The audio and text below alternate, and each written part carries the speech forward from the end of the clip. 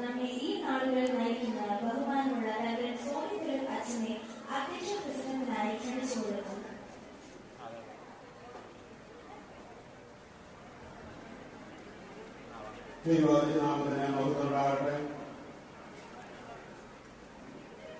ഈ സംസ്കരണ സർവീസ് മുഖ്യ സന്ദേശം നൽകുവാൻ തുടക്കമായിരിക്കുന്ന പ്രിയപ്പെട്ട ജോർജി വർഗീസ് ഇടവയുടെ സഹകാരി പ്രിയപ്പെട്ട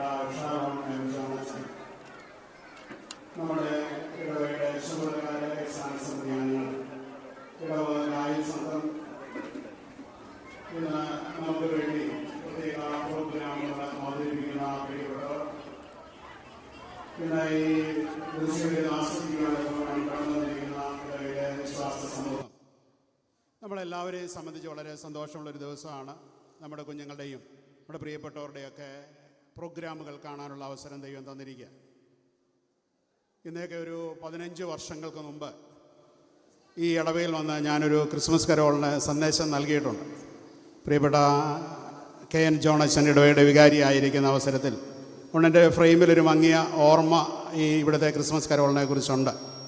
നിങ്ങൾ എത്ര പേരത് ഓർക്കുന്നുണ്ട് എന്നെനിക്ക് അറിയത്തില്ല. കാരണം ഓർമ്മകളൊന്നും നമ്മൾ അങ്ങനെ അത്ര ഉപ്പിലിട്ട് വെക്കുന്ന സ്വഭാവം നമുക്കില്ലാത്തത് കൊണ്ട് പലപ്പോഴും മറന്നു പോകുവാനുള്ളൊരു സാധ്യതയാണ്. എന്നാൽ ഇടവയുടെ വികാരി എന്ന നിലയിൽ അല്പസമയം നിങ്ങളോട് ഒരുമിച്ച് ഇങ്ങനെ ആയിരിക്കാൻ തക്കവണ്ണം ദൈവം തന്ന അവസരത്തിനായിട്ട് നന്ദിയോടെ സ്തോത്രം.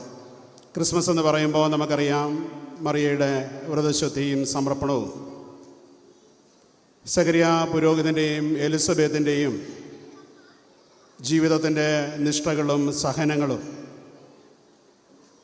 യോസേപ്പ് ജീവിതം അവമാനിക്കപ്പെടാവുന്ന സാഹചര്യത്തിൽ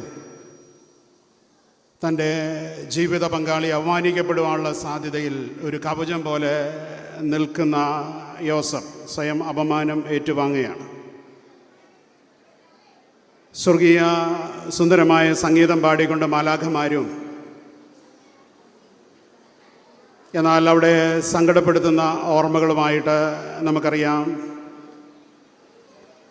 നിഷ്കളങ്കരായ കുഞ്ഞുങ്ങളെ ഉന്മൂലനാശനം ചെയ്യുവാൻ കൽപ്പന പുറപ്പെടുവിക്കുന്ന ഹെരോദാവും തിരസ്കാരത്തിൻ്റെ ഒരു ക്രൂരമായ ഭാവമായിട്ട് നിൽക്കുന്ന സത്ര ഉടമയും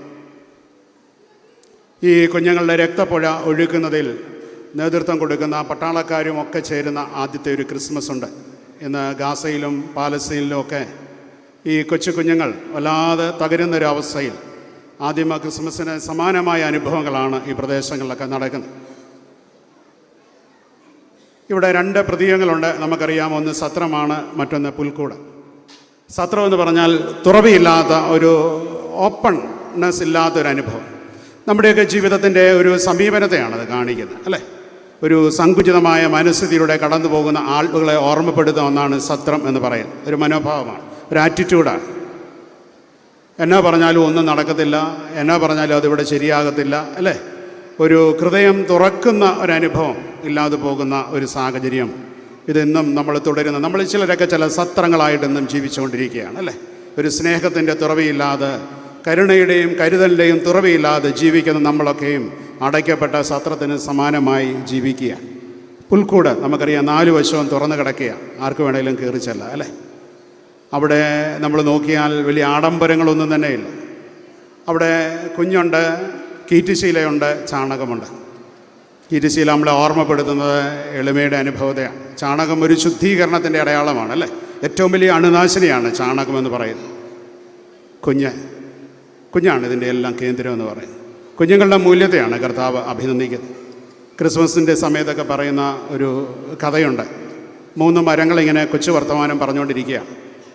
അപ്പോൾ ഒരു മരം പറഞ്ഞു, എൻ്റെ ഒരു ആഗ്രഹം ഒത്തിരി രത്നങ്ങളും സ്വർണ്ണങ്ങളും കൊണ്ടുപോകുന്ന ഒരു കപ്പൽ ആയി തീരണം എന്നുള്ളതാണ്, എൻ്റെ ഈ തടി കൊണ്ട് നിർമ്മിക്കപ്പെടണം.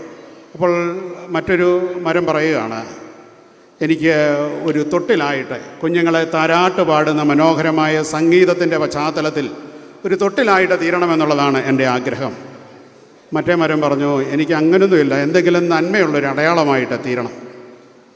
എന്നാൽ കഥ ഇങ്ങനെയാണ് മാറി മറിയുന്നത്.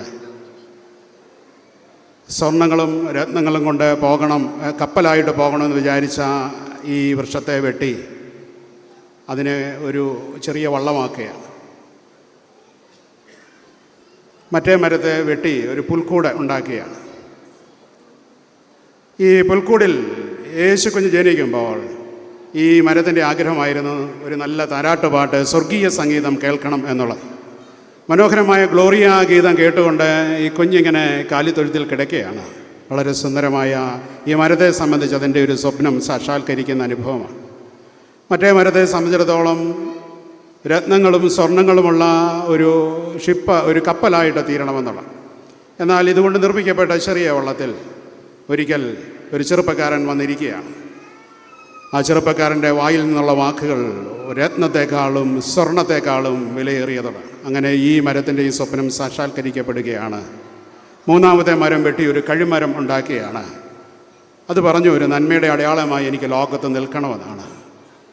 അന്നത്തെ മതവും ഭരണകൂടവും ചേർന്ന് ഈ ചെറുപ്പക്കാരനെ കുരിശിൽ തറച്ച് കൊല്ലുമ്പോൾ ഇന്ന് ക്രിസ്ത്യാനിയുടെ ജീവിതത്തിൻ്റെ ഏറ്റവും ശക്തമായിട്ടുള്ള അടയാളമായിട്ട് ഈ കുരിശ് മാറുകയാണ്.